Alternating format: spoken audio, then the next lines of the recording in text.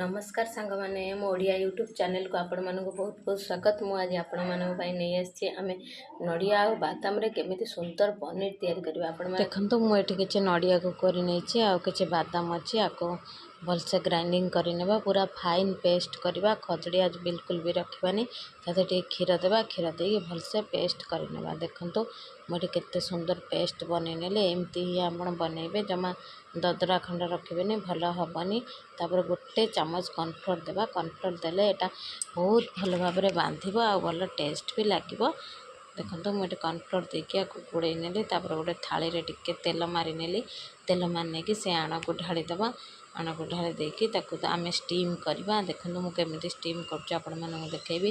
गोटे कड़ारे किसी पानी नहीं गले गोटे स्टाण्ड देली। से थाली टाक स्टाण्ड उपर देवी। आपण पाखे जदि केक टिन थी देवे से बहुत भल हम। यहाँ मोर थालीटा बोली टे पतला होगला। आपण मान पाखे केक टिन थे देवे टिके मोटालिया हम। यहाँ टे मोर पतला पतला है। आपण मैंने एमती न करी थाली करें ना भी केक टिन करें। केक टिन कले टे बेसी भल हम। देखो यहाँ आम आपको मुझे घोड़े अध घंटा छाड़देवी। तापर आम मसला रेडी करवा। देखो ये टमाटो पियाज अदा रसुण को भाजी नेली। यार गंधटा पड़ेगा आमको बेसी कषिया को पड़ोनी। भाजी नहीं कि ग्राइंडिंग जार ग्राइंडिंग करदेवी। ग्राइंडिंग करके साइड्रे रखा। या देखो स्टीम दे देती। ये देखो केते सुंदर आमर बनी जाए। या ठंडा हाँवाई छाड़देवा। ठंडा हेल्ले जाए भलसे काटी हे। देखो ये ठंडा होगला पर मुझे काटी नहीं आमर केते सुंदर रेडी हो जाए। पतला है आपण मैंने केक टिन करेंगे। यहाँ मोटा हम मोर थाली बोली पतला है मुझे भाजी नहीं।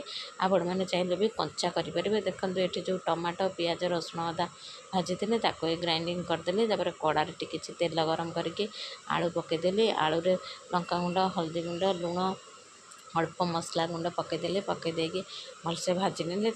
टिके समय भाजी होगला से जो पेस्ट करके रखी से पेस्ट या भर देदेली। देदेकी आम भलसे कषि नेबा। यहाँ तो आम भाजी देते आगुरी यार गंध ना तथापि अल्प भाजी नेबा टिके भल टेस्ट आसापी। देखते भाजिकी भलसे कषि नेली। कषि नहीं कि 10-15 मिनट टे कषि कषिकी आम टे आलू को सिझाई छाड़ा। तापर देखो से पनीर को पकईदेले। पकईदेकी घोड़े देले आमर भलसे फुटियापाई छाड़ी नेली। 5 मिनट फुटीगला आम धनिया पत्र पकईदेले। आमर रेडी होगला केते सुंदर पनीर तरकारी। ये नड़िया बादाम रे तैयारी पनीर तरकारी। देखो केते सुंदर देखा जाउची। एटा हेल्दी रहिबो। मु बहुत कम तेल रे एटा को तैयारी करछि। आपण माने भी एमि थरे निश्चय ट्राई करिवे। मते कमेंट रे जणाइबे केमिति बनिछि।